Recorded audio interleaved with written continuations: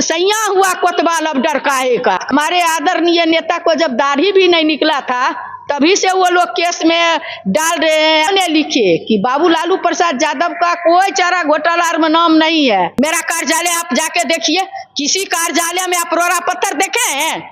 जिनको मानसिक आजादी नहीं थी उनको मानसिक आजादी दिए। नहीं, झड़प नहीं हुआ। वो लोग आ करके कार्यालय पर हमला किया, तोड़ फोड़ किया, गाड़ी का तोड़ फोड़ किया। ये लोगों को उस महाभीड़ में, जन सैलाब में बीजेपी वाले लोग को भेजते हैं। हाँ, पुष्टि हो गई है वो बीजेपी का। आप हमारे आदरणीय नेता तेजस्वी जी मुख्यमंत्री होते और बाबू लालू प्रसाद यादव पर कोई केस नहीं होता। इनको कहिए बाबू तेजस्वी प्रसाद यादव से सीखे।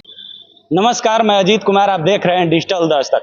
अभी हमारी उपस्थिति राजद कार्यालय में। देखिएगा, राजद के एमएलसी उर्मिला ठाकुर जी हैं। आपको पता होगा कि वोटर अधिकार यात्रा 17 अगस्त से सासाराम से राहुल गांधी, तेजस्वी जी और इनके साथ महागठबंधन के तमाम नेताओं के साथ पूरे बिहार में वोटर अधिकार यात्रा निकाला गया।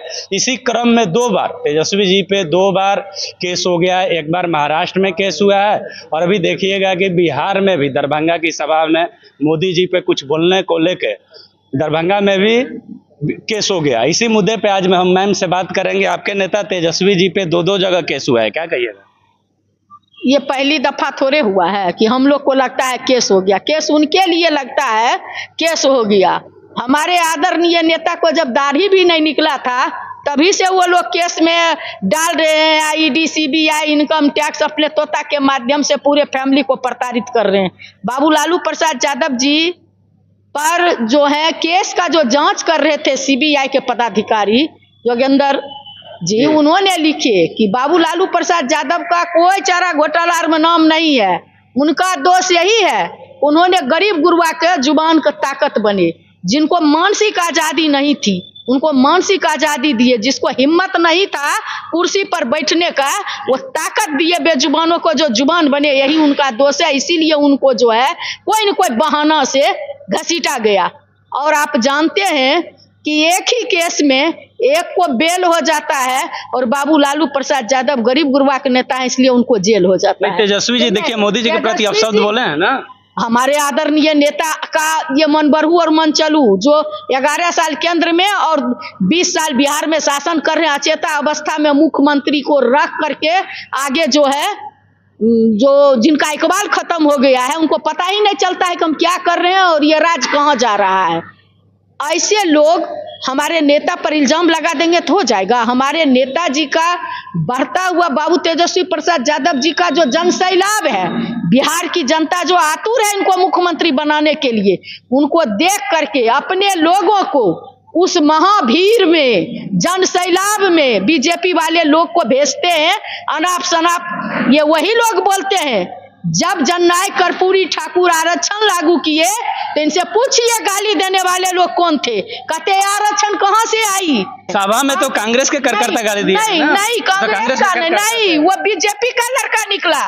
वो बीजेपी का आदमी है। पुष्टि हुआ है? हाँ, पुष्टि हो गई है। वो बीजेपी का। आप देखते थे कि दारू पकड़ाता था, अरे नहीं है, स्कॉर्पियो निकल जाता था बीजेपी का।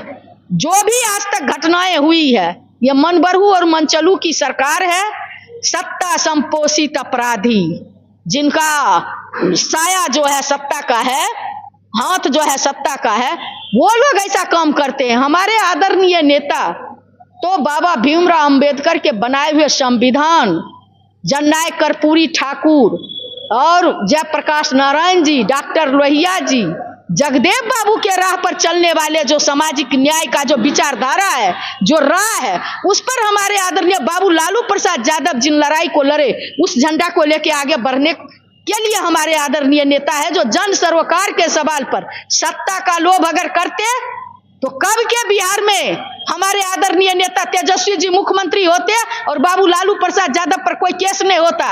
आप जानते हैं ना, महाराष्ट्र में जब गए थे प्रधानमंत्री, बोलते भाइयों एवं बहनों, अजीत पवार जो है दुनिया का सबसे बड़ा घोटाला किया 70,000 करोड़ का, और उनके साथ मिल गए तो पद भी मिल गया, मंत्री संतरी भी हो गए। देखिएगा कि बिहार में हो गया। बिहार में भाजपा के नेता रिपोर्ट देखे ना, 70,000 करोड़ का जो है कोई हिसाब किताब नहीं मिला। तो ये घोटाला करने वाले लोग, ये अनाप शनाप बोलने वाले लोग, और जब जांच होती है तो बीजेपी का निकलता है, चूंकि उसको भेजा गया था। और आज जो कांग्रेस का कार्यालय को बीजेपी और कांग्रेस के नेताओं में झड़प हुआ? नहीं, झड़प नहीं हुआ।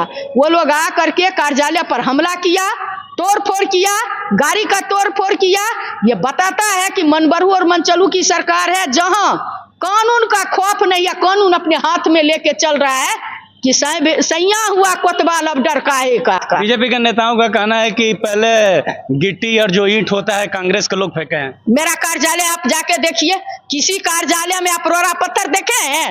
रोरा पत्थर कार्यालय में रखा जाता है? रोरा कार्यालय में जो है सारे लोगों का जगह रहता है, वहां पत्थर का जगह नहीं रहता है। अगर वो बोलते हैं तो उन्हीं के कार्यालय में रोरा पत्थर रखाता होगा, और पता नहीं क्या क्या ये लोग रखते हैं।